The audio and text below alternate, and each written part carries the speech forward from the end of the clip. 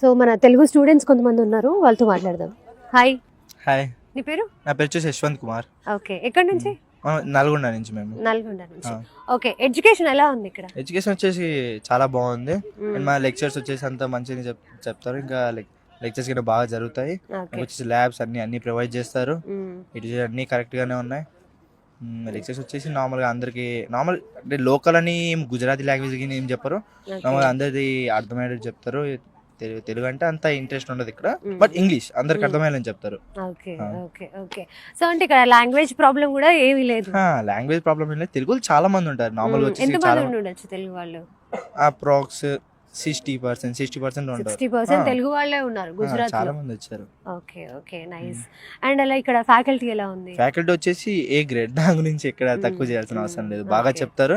మీకు ఎన్నిసార్లు ఎంత ప్రాబ్లం ఉన్నా అన్ని చూసుకుంటారు. మన లోవర్ క్లబ్స్ అన్ని మెయింటైన్ చేస్తారు. ప్రతి విషయంలో అంతా ఓకే.